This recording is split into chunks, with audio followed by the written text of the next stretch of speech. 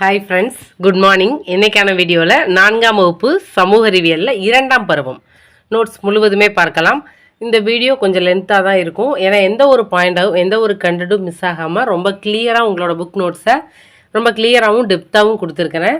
So இந்த video உங்களுக்கு யூஸ்ஃபுல்லாக இருக்கும் அப்படின்னு நீங்கள் ஆசைப்பட்டீங்கன்னா கண்டிப்பாக என்னோடய சேனலை சப்ஸ்கிரைப் பண்ணுங்கள், பெல் ஐக்கானை கிளிக் பண்ணுங்கள். ஆல் அப்படின்ற ஆப்ஷன் கிளிக் பண்ணிங்கன்னா என்னோடய வீடியோஸ் நான் போடும்போது உங்களுக்கு நோட்டிஃபிகேஷனில் வரும். உங்களோட ஃப்ரெண்ட்ஸ் அண்ட் ஃபேமிலி மெம்பர்ஸ்க்கு யூஸ்ஃபுல்லாக இருக்கும்னு ஆசைப்பட்டீங்கன்னா என்னோடய வீடியோ ஷேர் பண்ணுங்கள், லைக் பண்ணுங்கள் அண்டு கமெண்ட் பண்ணுங்கள். So last week Sunday paper 2 already pass பண்ணவங்க எலிஜிபிலிட்டி எக்ஸாம் எழுதியிருக்கிறாங்க. ஸோ எல்லாருமே கமெண்ட் பார்த்துருப்பீங்க, ரொம்ப டஃப், ரொம்ப கஷ்டமாக இருந்துச்சு அப்படின்றதான் கமெண்டாக இருந்துச்சு. ஸோ ரீசன் என்ன அப்படின்னா, கொஸ்டின் ரொம்ப டெப்த்தாகவும் ரொம்ப கிளியராகவும் இன்டைரக்டாகவும் கொடுக்குறாங்க. ஸோ அதை ஃபேஸ் பண்ணுறதுக்கு நமக்கு என்ன இருக்கணும் அப்படின்னா நாலேஜ் இருக்கணும். ஸோ அதுக்காக தான் என்னோடய கண்டென்ட் நான் எடுக்கும்போதே ரொம்ப கிளியராகவும் எப்படி கொஸ்டின் கேட்டாலும் ஆன்சர் பண்ணுற மாதிரி ரொம்ப டெப்த்தாக எடுக்கிறேன். ஸோ ரொம்ப லென்த்தி வீடியோ தான், ஆனால் பட் மார்க் வேணும்னு ஆசைப்பட்டிங்கன்னா கண்டிப்பாக பாருங்கள். சரி, வாங்க வீடியோக்குள்ளே போகலாம். 4ஆம் வகுப்பு சமூக அறிவியலில் 2ஆம் பருவத்தில் ஒவ்வொன்றா பார்க்கலாம். ஸோ ஃபஸ்ட்டு மலைப்பகுதியை ஆட்சி செய்தவர்கள் அப்படின்றவங்க யார் அப்படின்னா கடையெழு வள்ளல்கள் அல்லது குறுநில மன்னர்கள்னு சொல்லுவோம். அவங்க யார் யார் அப்படின்னு பார்த்துட்டோன்னா, கடையெழு வள்ளல்களில் பேகன், பாரி, நெடுமுடிக்காரி, ஆய், அதியமான், நல்லி, வல்வில் ஓரி. ஸோ இப்போ நம்ம என்ன செய்வோம்னா ஒவ்வொருத்தரையாக பற்றி பார்க்கலாம். முதல்ல பேகன் பற்றி படிக்கலாம். பேகன் அப்படின்னா திண்டுக்கல் மாவட்டத்தில் பழனி மலையை ஆட்சி செய்தவர். ஸோ இது மிகச்சிறிய மலைத்தொடர். இந்த மலைத்தொடர் இருக்கிறதுலே மிகச்சிறிய மலைத்தொடர். இவர் செய்த உதவி என்னென்னா, மயில் குளிர் நடுங்குவதை கண்டு போர்வை தந்தவர் தான் யார் அப்படின்னா பேகன். ஸோ இவரை பற்றி படிச்சிட்டோம். அடுத்து பாருங்கள் பாரி. பாரியை பற்றி படிக்கிறோம் அப்படின்னா இந்த கதை கிட்டத்தட்ட 2000 ஆண்டுகளுக்கு முற்பட்டதான். பரம்பு மலையில் உள்ள பரம்பு நாட்டை ஆட்சி செய்தவர் தான் யார் அப்படின்னா பாரி. இந்த மலை எங்கே இருக்குன்னா தமிழ்நாட்டில் உள்ள சிவகங்கை மாவட்டத்தில் தொடங்கி கேரளாவில் உள்ள பாலக்காடு வரைக்கும் இந்த மலை நீண்டுள்ளது. ஸோ இவரை பற்றி சொல்லணும்னா ஒரு சிறப்பான விஷயம் என்னென்னா, சேர சோழ பாண்டிய மன்னர்கள் பரம்பு மலையை கைப்பற்றக்காக முற்றுகையிட்டாங்க. ஆனால் அந்த மலையில் எல்லா வளங்களும் இருந்ததுனால அந்த மலையில் உள்ள மக்கள் அவங்களோட தேவைக்காக மலையை விட்டு கீழே இறங்கி வரலை. இவங்களால் முற்றுகையிட முடியலை. அந்த மலையை என்ன செய்ய முடியல அப்படின்னா கைப்பற்ற முடியலை. அதற்கு காரணம் அந்த மலையில் இவங்களுக்கு தேவையான அரிசி, பழம், கொட்டைகள், நீர் எல்லாமே இருந்ததுனால அதாவது பாரி அப்படின்ற மன்னர் அந்த மலையை அவ்வளோ சிறப்பாக என்ன செஞ்சுருக்காருன்னா பராமரித்ததன் விளைவாக வேறு நாட்டு மன்னர்கள் அந்த நாட்டு மலையை முற்றுகையிட முடியலை. இது ஒரு சிறப்புன்னு சொல்லலாம். அடுத்து அதியமான் அப்படின்றவரை பற்றி படிக்கலாம். தருமபுரி மாவட்டத்தில் உள்ள தகடூர் பகுதியை ஆட்சி செய்தவர் தான் அதியமான். சாகாவரம் பெற்று தரும் அரிய வகை நெல்லிக்கணவர் கிடைத்த போது அவர் தான் உண்ணாமல் என்ன செய்வார்னா புலவர் ஔவையார் அப்படின்ற கவிஞருக்கு கொடுத்தது தான் அதோட சிறப்பு. அடுத்தது நம்ம படிக்க போகிறது வல்வில் ஓரி. நாமக்கல் மாவட்டத்தில் உள்ள கொல்லிமலையின் ஒரு பகுதி ஆட்சி செய்தவர் தான் வல்வில் ஓரி. வல்வில் அப்படின்னா வில்லாற்றல் மிக்கவன் அல்லது வலிமையான வில்லை உடையவன் அப்படின்னு பொருள். வல்வில் ஓரி அப்படின்னா சிறந்த வில்லாளன் என்பதால் கூட இந்த பெயர் அவருக்கு வந்திருக்கலாம் அப்படின்னு சொல்கிறாங்க. இது போக கவிஞர்கள், இசைக்கலைஞர்கள், நடன கலைஞர்கள், கைவினை கலைஞர்களுக்கும் வெகுமதி அளித்த பெருமை யாரை சேரும் அப்படின்னா வல்வில் ஓரி. அடுத்த ஆய் அப்படின்றவரை பற்றி படிக்கிறோம். மதுரையின் தெற்கே அமைந்துள்ள பொதிகை மலையில் உள்ள மலைப்பாங்கான பகுதி ஆட்சி செய்தவர் தான் ஆய். அதாவது நாகம் தந்த ஒளி பொருந்தி நீல நிறமுள்ள அரிய வகை ஆடை யாரு கொடுத்தாருன்னா சிவபெருமானுக்கு வழங்கியதாக யாரை சிறப்பிச்சு கூறுறோம் அப்படின்னா ஆய் அப்படின்றவரை. அடுத்து நெடுமுடிக்காரி. திருக்கோவிலூரில் உள்ள தொண்டை மண்டல பகுதியை ஆட்சி செய்தவர். தன்னை நாடி வரும் இளவர்களுக்கு இல்லை என்று சொல்லாது வாரி வழங்கியவர். அப்படி நல்லியை பற்றி சொல்லணும் அப்படின்னா சேர அரசன் ஆட்சிக்குட்பட்ட தோட்டிமலை பகுதியை ஆட்சி செய்தவர். எந்த அரசர்னு பார்த்துக்கோங்க, சேர அரசர். தன்னை நம்பி வந்தவருக்கு பொன்னையும் பொருளையும் வழங்கியவர். அடுத்து தமிழ்நாடை பற்றி படிக்கிறோம் அப்படின்னா தமிழ்நாடு இந்தியாவோட தென் பகுதியில் இருக்குது. இந்தியாவின் 10வது அதாவது இந்தியாவோட 10வது மிகப்பெரிய மாநிலம் எது அப்படின்னா தமிழ்நாடு தான். தமிழ்நாடு எத்தனாவது மிகப்பெரிய மாநிலம்னா 10வது. தமிழ்நாட்டின் எல்லைகள் அப்படின்னு பார்த்துட்டோம்னா வடக்கே ஆந்திர பிரதேசம், வடமேற்கில் கர்நாடகா, தெற்கில் இந்திய பெருங்கடல், மேற்கில் கேரளா, கிழக்கில் வங்காள விரிகுடா. ஸோ தமிழ்நாடு இந்தியாவின் தென்முனையான கன்னியாகுமரி வரை என்ன செஞ்சிருக்கு அப்படின்னா விரிவடைந்துள்ளது.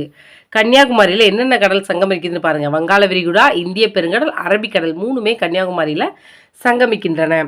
தமிழ்நாட்டின் வட எல்லையில் சென்னைக்கு அருகே எந்த ஏரி அமைந்திருக்குன்னா பழவேற்காடு ஏரி அமைந்துள்ளது. தமிழ்நாட்டில் கிட்டத்தட்ட 32 மாவட்டங்கள் இருந்தன. ஆனால் இப்போ தமிழக அரசு அவங்களோட நிர்வாக வசதிக்காக 2019ஆம் ஆண்டு மேலும் 6 புதிய மாவட்டங்களை உருவாக்கியிருக்காங்க. என்னென்னு பாருங்கள். தென்காசி, கள்ளக்குறிச்சி, ராணிப்பேட்டை, திருப்பத்தூர், செங்கல்பட்டு, மயிலாடுதுறை. அப்போ தற்போதுள்ள மாவட்டங்களோட எண்ணிக்கை சொல்கிறோன்னா 38. ஆங்கில ஆட்சியின் போது ஆந்திரா, கர்நாடகா, கேரளா, ஒடிசா, லட்சத்தீவு எல்லாமே எப்படி சொல்லுவாங்கன்னா சென்னை மாகாணம், அதாவது மதராஸ் அப்படின்னு சொல்லுவாங்க. ஆனால் 1953 தெலுங்கு மொழி பேசும் பகுதியில் உள்ளவங்கெல்லாம் ஆந்திர பிரதேசமாக உருவாயிட்டாங்க. 56ல் மலையாளம் மற்றும் கன்னட மொழி பேசப்படும் பகுதிகளில் மலையாள மொழி பேசுகிறவங்கள என்ன சொல்லிட்டாங்க அப்படின்னா, ஓகே ஜஸ்ட் வெயிட், மலையாள மொழி பேசுகிறவங்க எல்லாத்தையும் என்ன செஞ்சுட்டாங்கன்னா கேரளா அப்படின்றதையும், கன்னட மொழி பேசுகிறவங்கள மைசூர் அப்படின்னு பிரிச்சுட்டாங்க 1956ல். தமிழ்நாட்டோட இயற்கை அமைப்பு கிட்டத்தட்ட எத்தனை வகையாக பிரிச்சிருக்கிறான்னா 4 வகையாக. ஸோ அதை நல்லா பார்த்துக்கோங்க. முதல்ல எல்லா மொழி பேசுகிறவங்களையும் உள்ளடக்கியது சென்னை மாகாணம், மதராஸ் அப்படின்னு சொல்லியிருக்காங்க. ஆனால் 53ல் தெலுங்கு மொழி பேசுகிறவங்கள மட்டும் ஆந்திர பிரதேசம்னு உருவாக்கிட்டாங்க. 56ல் மலையாளம் பேசுகிறவங்கள கேரளான்னும், கன்னடம் பேசுகிறவங்கள மைசூர்னு பிரிச்சுட்டாங்க. தமிழ்நாட்டோட இயற்கை அமைப்பு 4 என்னென்னு பாருங்கள். மலைகள், பீடபூமிகள், சமவெளிகள், கடற்கரை. ஸோ இது ஒவ்வொன்றை பற்றி படிக்கலாம். ஃபஸ்ட்டு மலைகளை பற்றி மட்டும் படிங்க. இது குன்றை விட பெரியதாக இருக்கும், உயர்ந்தும் காணப்படும் நிலப்பரப்பை தான் மலைகள்னு சொல்லுவோம். மேற்கு மற்றும் கிழக்கு தொடர்ச்சி மலைகளை கொண்ட ஒரே இந்திய மாநிலம் எதுனா தமிழ்நாடு. 2 மலைத்தொடர்களுமே இங்கே இருக்குது. இவ்விரு மலைத்தொடர்களும் தமிழகத்தில் உள்ள நீலகிரி மலைத்தொடர்கள் சந்திக்கின்றன. ரொம்ப முக்கியமான ஒரு கொஸ்டின். நீலகிரி மலைத்தொடர் மிகப்பெரிய சிகரம் என்னது அப்படின்னா தொட்டபெட்டா. தமிழகத்தில் காணப்படும் மலைவாழ் இடங்கள் அப்படின்னா கொடைக்கானல், கொல்லிமலை, ஊட்டி, கோத்தகிரி, ஏற்காடு. மேற்கு தொடர்ச்சி மலைகளை போன்று கிழக்கு தொடர்ச்சி மலைகள் போதிய மழைப்பொழிவை தர்றதில்லை. ஸோ எது மழைப்பொழிவு அதிகம் தரும் அப்படின்னா மேற்கு தொடர்ச்சி மலைகள் தான். கிழக்கு தொடர்ச்சி மலைகள் அவ்வளோ மழைப்பொழிவை நமக்கு தருவதில்லை. இங்கே என்னெல்லாம் விளையுது அப்படின்னா தேயிலை, காப்பி, வாசனை பொருட்கள்லாம் பயிரிடப்படுகின்றன. தமிழ்நாட்டில் தாவர விலங்கினங்கள் அதிகமாக காணப்படும் எங்கே அப்படின்னா இங்கே, அதாவது தமிழ்நாட்டை எடுத்துட்டோம் அப்படின்னா தாவர விலங்கினங்கள் அதிகமாக இங்கே தான் காணப்படுது.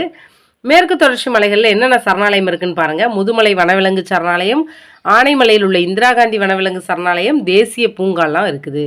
பல வகை தாவரங்களும் காணப்படுது. உதாரணத்துக்கு சொல்கிறோம் அப்படின்னா குறிஞ்சி தாவரம் காணப்படுது. இதை இது ஒரு வகையான புதர் செடின்னு சொல்லுவாங்க. அடுத்து பீடபூமிகள். கடல் மட்டத்திலிருந்து உயர்ந்த தட்டையான பகுதி தான் பீடபூமின்னு சொல்லுவோம். தமிழ்நாட்டில் 3 பீடபூமி இருக்குது. என்னென்னு பாருங்கள். பாராமஹால் பீடபூமி, கோயம்புத்தூர் பீடபூமி, மதுரை பீடபூமி.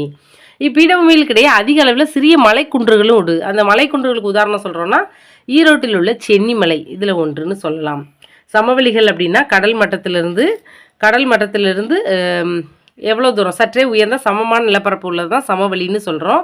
தமிழ்நாட்டில் உள்ள சமவெளி 2 வகைப்படும். ஆற்று சமவெளி, இன்னொன்று என்ன அப்படின்னா கடற்கரை சமவெளி. ஆற்று சமவெளியை பற்றி படிக்க போகும்போது பாலாறு, செய்யாறு, தென்பெண்ணை மற்றும் வெள்ளாறு ஆகிய ஆறுகள் சேர்ந்து வடக்கு சமவெளியை உருவாக்குது.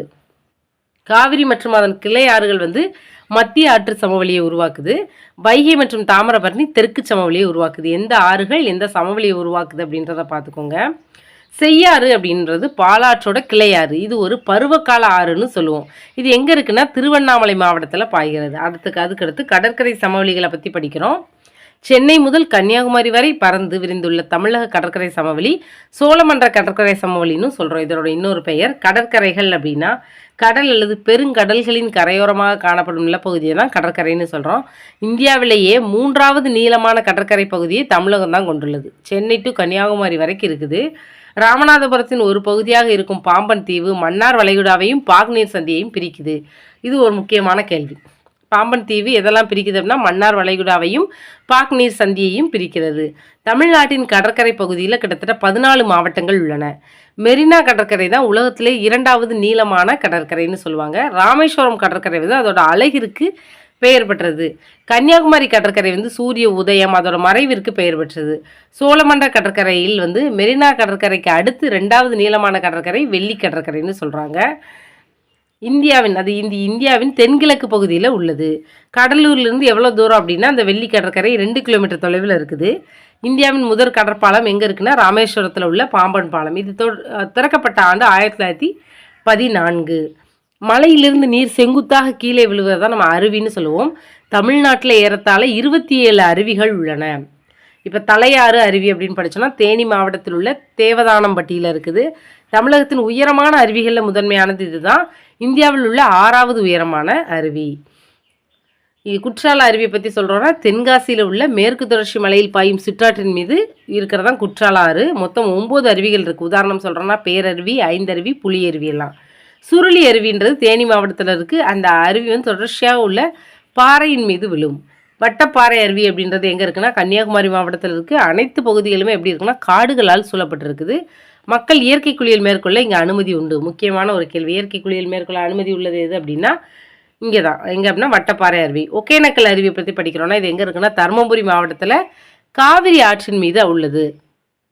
குளிக்கும் இடம், படகு சவாரிகளுக்கெல்லாம் இது பெயர் பெற்றது. பல சுற்றுலா பயணிகள் ஆண்டு முழுவதும் கவரும் இடம் என்னது அப்படின்னா ஒகேனக்கல் அருவி தான். தமிழ்நாட்டில் திருச்சியில் உள்ள மலைக்கோட்டை தான் மிகவும் புகழ்பெற்ற செங்குத்தான பாறை அப்படின்னு சொல்லுவாங்க. திருச்சியில் உள்ள மலைக்கோட்டை. தமிழ்நாடு வெப்பமண்டல காலநிலையை கொண்டுள்ளது. கோடை மற்றும் குளிர்காலத்திற்கு அதாவது குளிர்காலத்திற்கு குறைந்த அளவு வேறுபாடு தான் இருக்குது. கோடைக்கும் குளிருக்கும் உள்ள வேறுபாடு ரொம்ப கம்மியாக தான் இருக்குது. கோடை காலத்தில் வெப்பநிலை 40 டிகிரி செல்சியஸ் வரைக்கும் அதிகரிக்குமா. தமிழ்நாட்டின் பருவ காலங்களை 4 வகையாக பிரிக்கிறோம். குளிர்காலம்னா ஜனவரி டு பிப்ரவரி, கோடை காலம்னா மார்ச் டு மே, தென்மேற்கு பருவக்காற்று காலம்னா ஜூன் டு செப்டம்பர், வடகிழக்கு பருவக்காற்று காலம்னா அக்டோபர் டு டிசம்பர். 2003ஆம் ஆண்டு மே மாதத்தில் மிக அதிக அளவு வெப்பமாக 48.6 டிகிரி செல்சியஸ் வெப்பநிலை எங்கே பதிவாச்சுன்னா திருத்தணியில் தான் பதிவு செய்யப்பட்டுச்சு.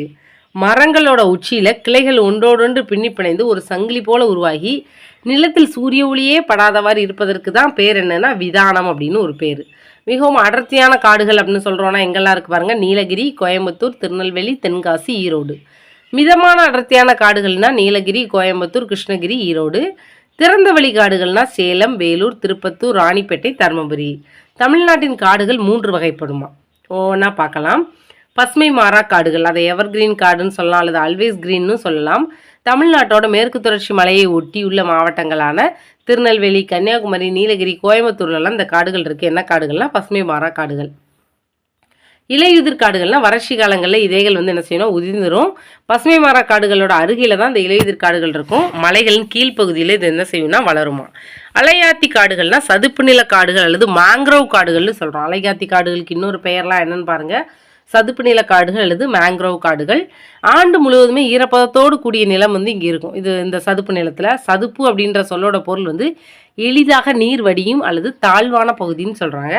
இக்காடுகள் கடற்கரை பகுதிகள், ஆற்றுப்படுகைகள் அருகில் இருக்கும்.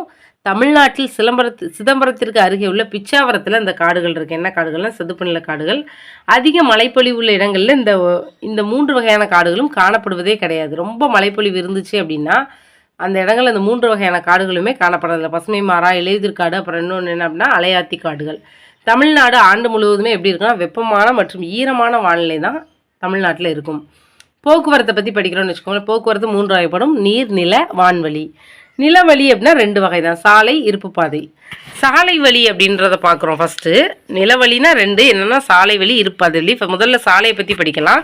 சாலை கிட்டத்தட்ட 4 வகையாக பிரிச்சிருக்கிறாங்க. தேசிய நெடுஞ்சாலைகள், மாநில நெடுஞ்சாலைகள், மாவட்ட சாலைகள், கிராம சாலைகள். தேசிய நெடுஞ்சாலைகள்னால் முக்கிய நகரங்களை இணைக்கும். தேசிய நெடுஞ்சாலை 44 NH44ன்னு சொல்கிறோம். ஸ்ரீநகர்லேருந்து கன்னியாகுமரி வரைக்கும் இது செல்லுது. நீண்ட இந்திய சாலை இதுதான். இதை தங்க நாற்கர சாலை 4 முக்கிய நகரங்களை இணைக்கும். என்னென்னு பாருங்கள், சென்னை, மும்பை, டெல்லி, கொல்கத்தா. அடுத்து மாநில சாலைகள்னால் மானே 4 அல்லது SH4ன்னு சொல்கிறோம். ஆற்காடுலேருந்து விழுப்புரம் வரைக்கும் இந்த சாலை சொல்கிறது என்ன சாலைனா மாநில நெடுஞ்சாலை. மாவட்ட சாலைகள் 2 வகை, முக்கிய மாவட்ட சாலை அல்லது பிற மாவட்ட சாலை. கிராம சாலைகள்னால் கிராமங்களை இணைக்கும்.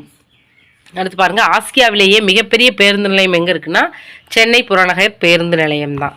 இருப்பு பாதை வழியை பற்றி படிக்க போகிறோம். 1853 மும்பையிலேருந்து தானாக்கிடையே தான் என்ன செஞ்சிருக்கு, தானேக்கிடையே தான் முதல் இருப்பு பாதை போடப்பட்டிருக்கு.